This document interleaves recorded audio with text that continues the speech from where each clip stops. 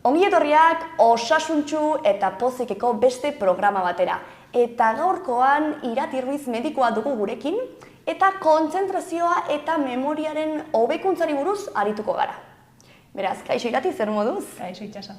Badakitzu anestesista zarela, baina, medizina orokorra edo gai orokorrago hauei buruz ari gara programa hauetan. Gaurkoan kontzentrazioa eta memoriaren hobetzea. Ezakitze adinetan den garrantzitsuagoa hauek lantzea? Batez ere, noiz gomendatzen da hauek lantzea, helduaroan batez ere. Adinez nahiko helduak garenean, hainbat ariketa gomendatzen dituzte, gure burmuina eta memoria aliketa osasuntsuen mantentzeko. Hala ere, gazteak garenean ere, horiek badira gure burmuinaren baseak finkatzen dituzten urteak, eta horre landu beharko litzateke nahikotxo. Nola lantzen dugu memoria hori? Batez ere, puzzleak egitea gomendagarria da, irakurtzea, musika tresna berriak jotzea, hori da. Gero ere hizkuntza berriak ikastea, harreman sozialak eta mantentzea ere oso garrantzitsua da batez ere helduaroan ere, eta isolamendua ere, isolamenduak kalte egiten digu memorian eta memorian. Baina baita ere, gauza horietaz aparte, igual lotuagoak ditugula, ez memoria, lantze horrekin, baina elikagaien bidez ere, hori ere ematen diogu ez dakit gure memoriari jaten, ez? Bai, hala da. Adibidez, noiz ze elikagai gomendatzen dira gure memoria ahalik eta indartsuen mantentzeko. Batez ere omega-3 azidoetan Bai, aberatsak diren elikagaiak jatea gomendatzen digute. DHA daukatenek batez ere, zergatik. Zer dutenek, barkatu? DHA. Zer da DHA? Omega-3 barruan, DHA deitzen da. Omega-3 DHA, ez duzu iragarkietan eta entzun. Ez, DHA ez? DHA, esaten den moduan. Eta horrek azkenean ze egiten du gure burmuinen eta gure neuronen arteko konexioak hobetzen dituzte, eta horrela gure burmuina osasuntu mantentzen laguntzen dute, antura murriztuz eta konexioak ahalik eta hoberen mantenduz, hori da, neurotransmisoreak ere hobetuz. Eta adibidez, omega-3an aberatsak diren elikagai horiek, zen ni beti denik entzun dut, ni adibidez ez dut haragia jaten, baina arraina bai. Eta ama ere horrelako adibidea dut, eta bera esaten zian beti, ezke arraina jan behar da, arrain urdina zehazki ze omega-3 asko dauka. Eta omega-3a oso zaila da beste gainontzeko elikagaietan aurkitzea. Ez? Esaten dit beti, arabia erresagoa da, sustituitzen edo beste elikagaien batetik, ez? Baina omega-3 duen arrain urdin bat ez da inerresa aurkitzen beste. Hori da, badago normalean omega-3 hau arrain urdinetan, salmoian, sardinetan eta gero ere badago beste elikagai batzutan. Adibidez, fruitu lehorretan ere, fruitu lehorrak badira aberatsak omega-3an eta beste hainbat elikagai gehiagotan. Baina bai, iturri garrantzitsuena badirela arrain urdinak. Eta omega-3 hau zer da zehazki? Da propietate bat edo nola zer eragin egiten dugu edo? Batez ere bada antioxidatzaile bat, ez? Erradikal libreak gure burmuinean meta ez dadin funtzionatzen du, ez? Eta horrek azkenean gure burmuina osasuntsu eta anturarik gabe, ze azkenean erradikal libreek egiten dutena bada antura areagotu, ez? Inflamazioa eta hori egiten denean, azkenean konexioak ez dira berdinak eta burmuinak ez du berdin funtzionatzen. Eta egiten duena bada hori, antioxidatzaile bezala lan egin. Eta gero, hori, memoria falta hori edo saiesteko, ze gauza ez ditugu egin behar? Ze gauza ez ditugun egin behar, badaude gauza nahikotxo memoriari kalte egiten diotenak, adibidez sedentarismoa oso txarra da, ze gomendatzen dugu ariketa fisiko moderatua egitea, ez gero tabakoa eta alkohola oso txarrak dira memoria hori osasuntsu edukitzeko, eta gero ere adibidez, trans gatzetan aberatsak diren elikagaia jan, edo batez ere bizitza ohitura txarrak edukitzea, ez? Hori bada kaltegarriena. Adibidez, ni alkoholarena entzun dut askotaren ze neuronak edo erretzen dituela, baina tabakoarena ez duen ditun zentzu honetan. Tabakoak egiten duena bada, gure odol odolean daukagun arteriak eta egiten ditu txikiagotu eta azkenean ikusten da erretzen duten pertsonek badaukatela burmuinaldetik ere iristen zaie oksigeno gutxiago. Eta badakalteagarriagoa. Eta adibidez, lo falta ere horretan eragina dauka, ez? Bai, hori da. Lo faltak ere horretan eragina dauka. Azkenean, lo gutxi egiteak antura edo inflamazioa eragiten du eta horretaz gain nekatuago gaude, estresak ere ez du horretan laguntzen eta neke horrek, antura horrek burmuinan ere eragina dauka. Beitu. Bueno, pues asko ikasi dut gaurkoan, Irati. Pozten naiz, itxera. Eta espero dut ikuslegoa ere asko ikasi izana, beraz, mila esker etortzeagatik eta informazio guzti honengatik oso baliogarria da guretzat. Plazer bat.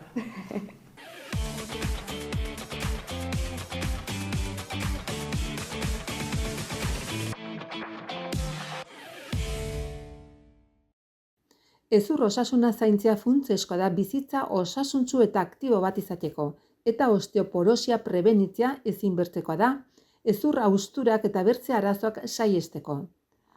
Osteoporosia hezurrek densitate eta indar galera izatea da, eta hori hausturak edo lesiok eragin ditzake.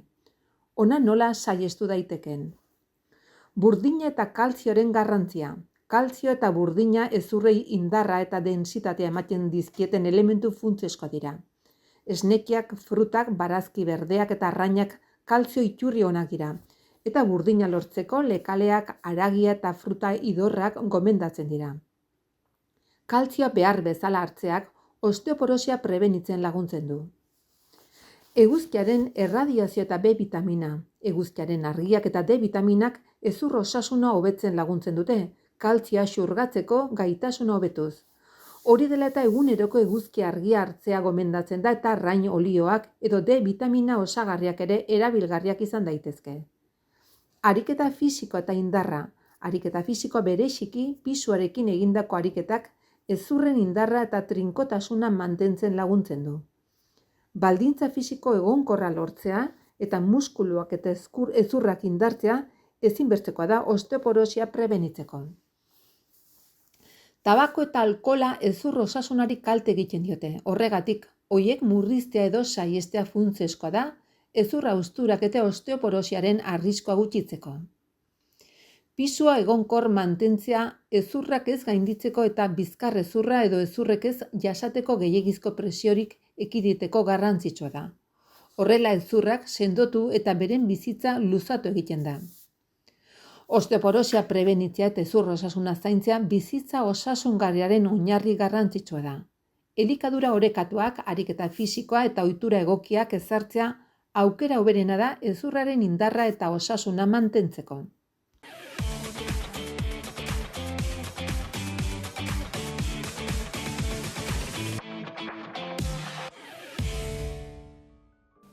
Bueno, orainkoan, elikagaiak gure hezurren osasunean duten eraginaz solastuko naiz. Haurtzarotik helduarora eta zahartzaroan ere hezurrak sendo eta osasuntsu mantentzea oso garrantzitsua da. Horretarako, D vitaminak paper importante bat du prozesu honetan. Eta kaltzioak ere bai, nola ez.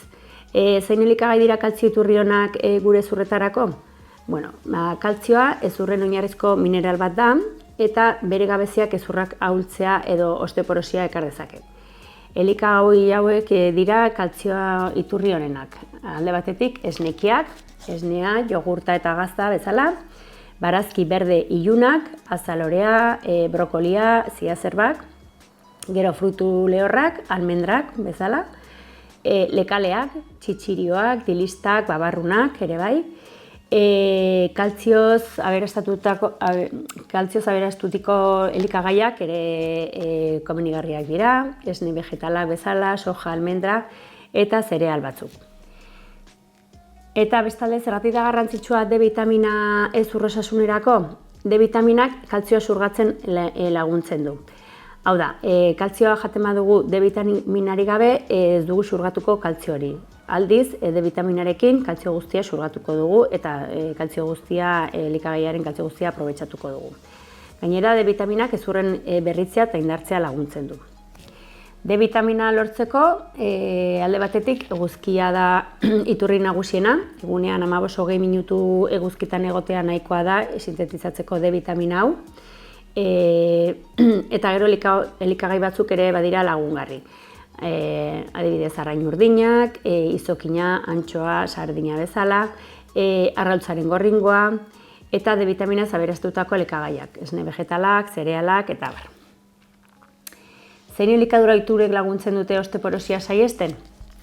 Bueno, osteoporosia ezurren hauskortasuna handitzen duen gaixotasun bat da, eta prebenitzeko kaltzio eta D vitaminan etengabe hartzea bizitza osoan zehar oso garrantzitsua da. Gero, gatza eta azukre kantitate handiak saihestea baita garrantzitsua da, kaltzioaren galtzea errazten baitute elikagai hauek. Zurrupatzen dituzten edariak, hala nola edari azukretsuak eta alkohola, ezurren osasunerako oso kaltegarriak dira. Eta noski ariketa fisiko erregularra egitea, batez ere pisua jasotzea dakarrena oso garrantzitsua da. Hau da, ariketa fisikoa erregulartasunez egiten baldin badugu, pisua mantenduko dugu eta baita mineral hauek hobeki xurgatuko dira.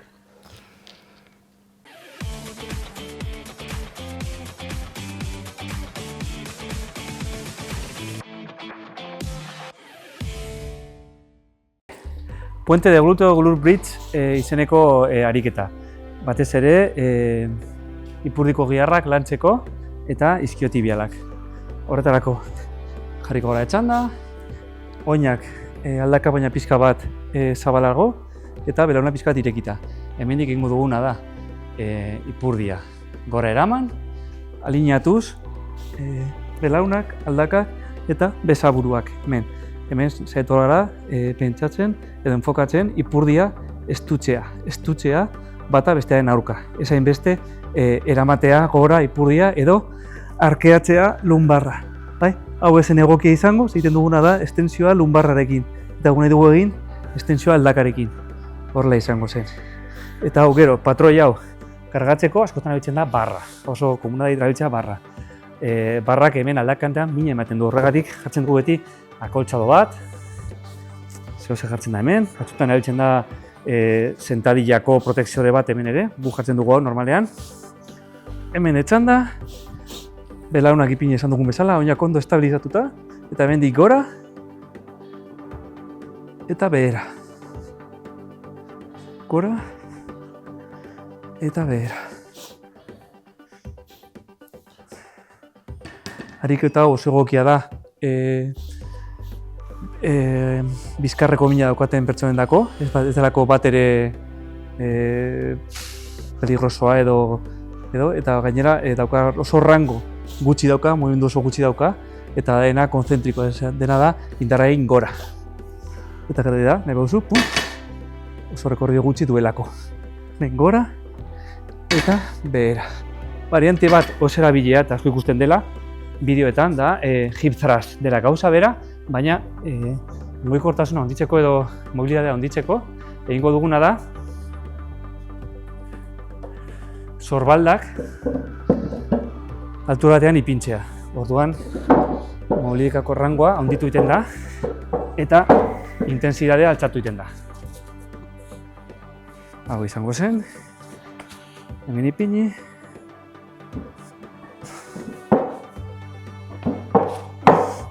Depende ze bankoa daukazun, zailagoa da ipintzea lehenengo ariketa, baina behin jartzen zaila ja ondo, jartzen dituzu eskapulen beheko aldean, eta hemendik behera, bloke eta gora. Ez den egin behar da hau. Esan duguna lehen, bizkarra arkeatu egiten dela. Mantenduko bizkarra neutroa, denbora osoan, bizkarra aldea, hor, eta hemen.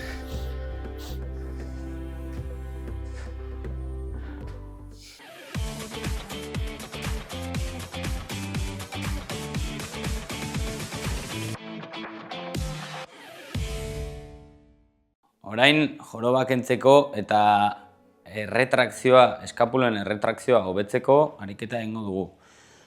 Aulkia erabili dezakegu edo zutik egin. Lehendabizi aulkiarekin egingo dut, eta gero zutik.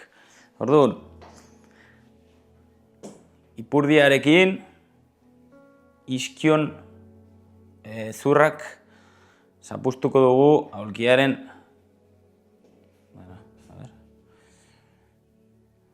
aulkia erabiltzen badugu, iskion ezurrak apoioa jarriko dugu. Orduan,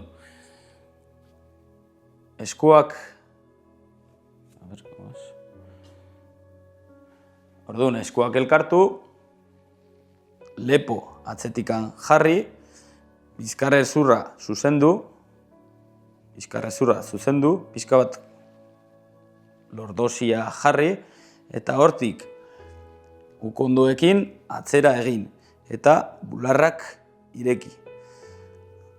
Gure lepoa saiatu behar dugu guruntza egitea, autoelongazioa berriz ere. Eta egin indarra atzeraka gure ukondoekin. Horrela, 5 edo 10 segundu mantendu dezakegu, edo mugimendu txikiak egin. Begiratu nola, beti autoelongazioa mantentzen dut. Hau ere, zutik egin dezakegu, eta horretarako belaunen flexio pixka bat mantendu behar dugu. Ez egin retroversio gehiagorik, pixka bat, antebertxo pixka bat, eta hortik aurrera, berriz ere, gure gorputza ireki, luzatu eta autoelongazioa egin, eta itxi. Horrela, 5 edo 6 aldiz.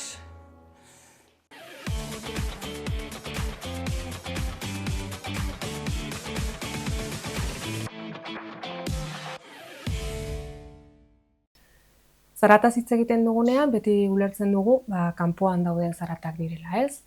Eta guk bi partetan banatuko ditugu, kanpoan dauden zaratak eta buruan dauden zaratak edo buruko zaratak esaten direnak, ez?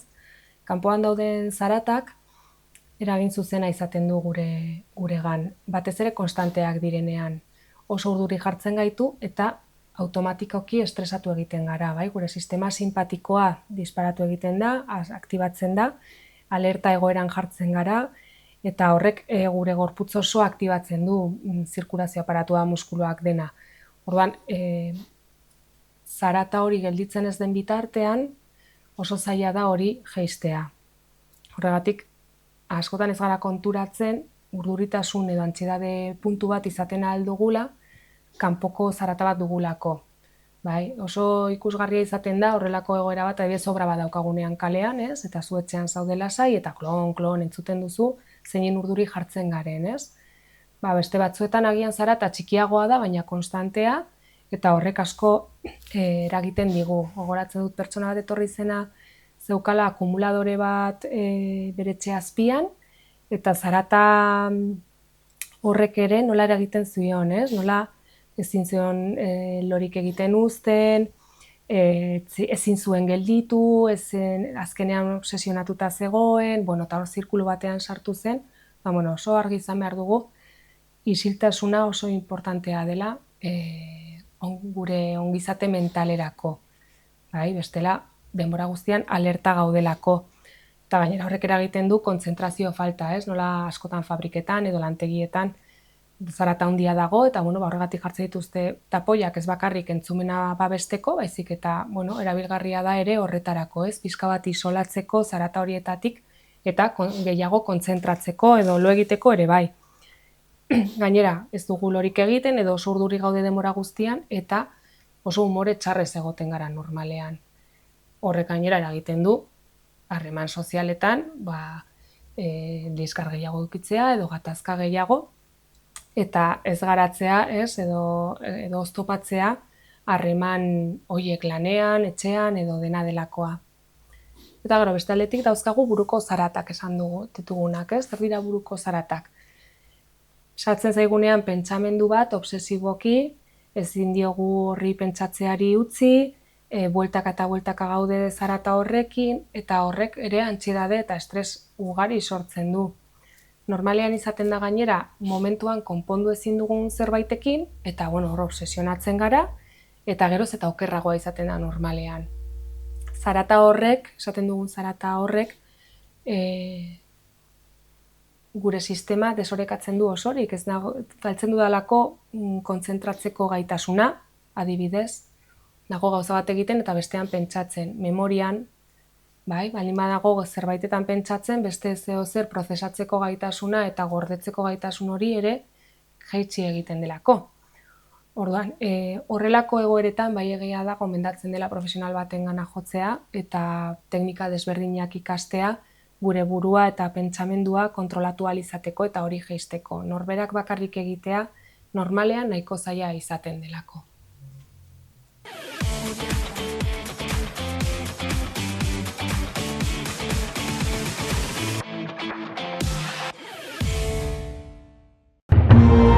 Gobierno de Navarra. Nafarroako gobernua.